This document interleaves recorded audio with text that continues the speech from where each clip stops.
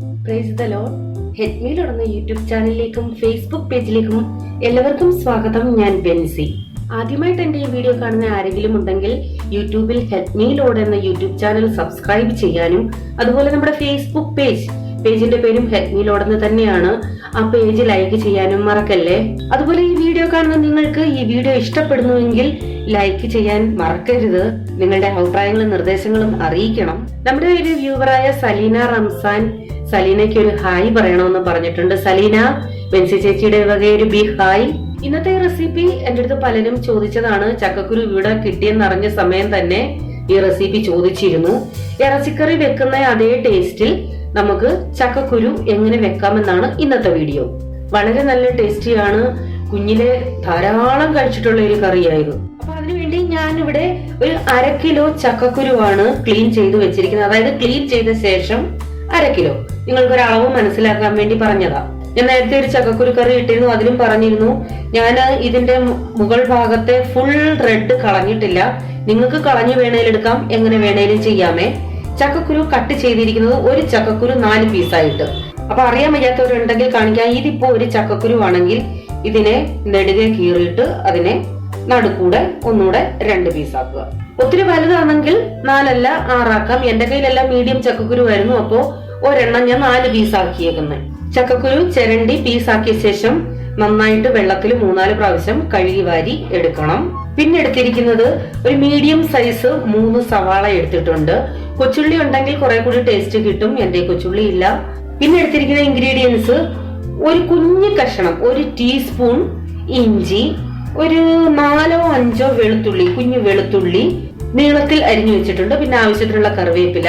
ബാക്കി ഇൻഗ്രീഡിയൻസ് ഞാൻ ഇടുമ്പോൾ പറഞ്ഞു തരാം. ആദ്യം നമുക്ക് സവാള ഒന്ന് വഴറ്റണം. സാധാ ഇറച്ചിക്കറിയുടെ കൂട്ട് തന്നെ. ആവശ്യത്തിന് എണ്ണ ഒഴിക്കാം. വെളിച്ചെണ്ണയോ സൺഫ്ലവറോ എന്ത് വേണേലും യൂസ് ചെയ്യാം.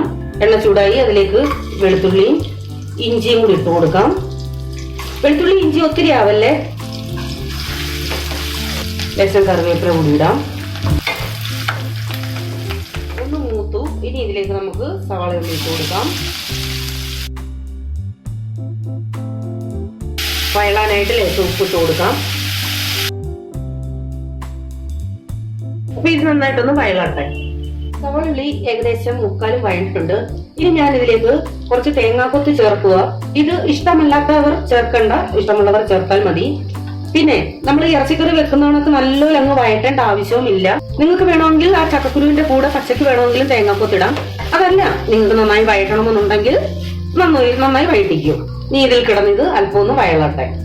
ഇപ്പോ ഉള്ളി നന്നായി വഴണ്ടിട്ടുണ്ട്. കൂട്ടത്തിൽ തേങ്ങയും ഏകദേശം ഒരു പരുവമായിട്ടുണ്ട്. ഇനി നമുക്ക് മസാലകൾ ചേർക്കാം. മുളക് പൊടി ഞാൻ കാശ്മീരി മുളക് പൊടിയാണ് എടുത്തേക്കുന്നത്, 2.5 ടീസ്പൂൺ. മല്ലിപ്പൊടി ഈ സ്പൂൺ നിറച്ച് 5.5 ടീസ്പൂൺ. ജീരകപ്പൊടി 1/2 ടീസ്പൂൺ, അതായത് നല്ല ജീരകം, ചെറിയ ജീരകം. ഇത് നന്നായിട്ടൊന്ന് മിക്സ് ചെയ്യാം. മസാലയുടെ പച്ചമണമൊക്കെ മാറി. ഇനി നമുക്കിതിലേക്ക് ചക്കക്കുരു ഇട്ട് കൊടുക്കാം. ആവശ്യത്തിനുള്ള വെള്ളം ചേർക്കണം. ചക്കക്കുരു വേവാൻ ആവശ്യമായ വെള്ളം ചേർത്ത് കൊടുക്കണേ. ഇനി നമുക്ക് ഉപ്പൂടെ ചേർക്കാം. കുറച്ചുകൂടി കറിവേപ്പില ചേർക്കുക. ഇനി നമുക്കിത് അടച്ചു വെച്ച് വേവിക്കാം. യാതൊരു കാരണവശാലും ഇത് തിളച്ച് തൂകിപ്പോകരുത്, അത് പ്രത്യേകം ശ്രദ്ധിക്കണം. ആ ചക്കക്കുരു നന്നായിട്ടൊന്ന് വേവട്ടെ. ഇപ്പൊ നമ്മുടെ കറി നന്നായിട്ട് തിളച്ചിട്ടുണ്ട്. ഇനി ഇതിലേക്ക് ഒരു 1.5 ടീസ്പൂൺ ഗരം മസാല.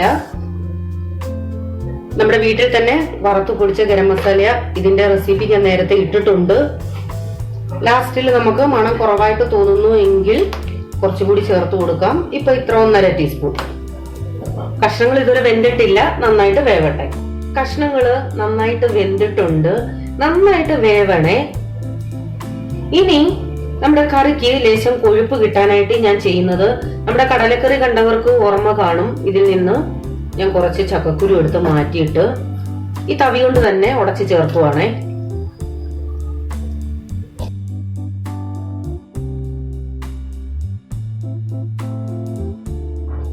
ഇപ്പൊ നമ്മുടെ കറി നല്ല പരുവമായിട്ടുണ്ട്.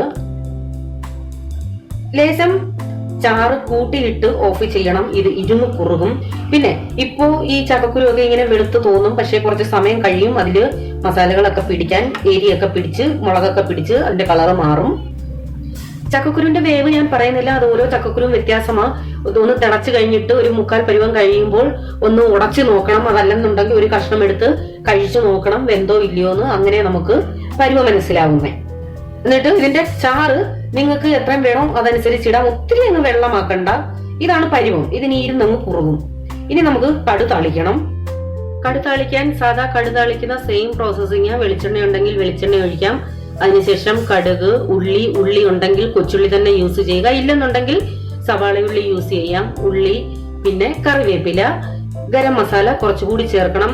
ഗരം മസാല നിങ്ങളുടെ കയ്യിൽ ഇല്ല എന്നുണ്ടെങ്കിൽ മീറ്റ് മസാല ചേർക്കാം, ചിക്കൻ മസാല ചേർക്കാം. സോ നമ്മുടെ ചിക്കൻ കറിയുടെ ടേസ്റ്റിൽ അല്ലെങ്കിൽ ഇറച്ചിക്കറിയുടെ ടേസ്റ്റിൽ ഉള്ള ചക്കക്കുരു കറി റെഡി ആയിട്ടുണ്ട്. ഇതുവരെ ഇത് ട്രൈ ചെയ്തിട്ടില്ലാത്തവർ തീർച്ചയായിട്ടും ട്രൈ ചെയ്യണം. നിങ്ങൾക്ക് വേണമെന്നുണ്ടെങ്കിൽ ലാസ്റ്റിൽ തേങ്ങാപ്പാൽ ചേർക്കാം. അതായത് ലാസ്റ്റിൽ തേങ്ങാപ്പാൽ ചേർത്ത് ഒന്ന് ഇളക്കിയ ശേഷം തീ ഓഫ് ചെയ്യാം. അപ്പൊ ഇത് ട്രൈ ചെയ്യണം, അഭിപ്രായം അറിയിക്കണം.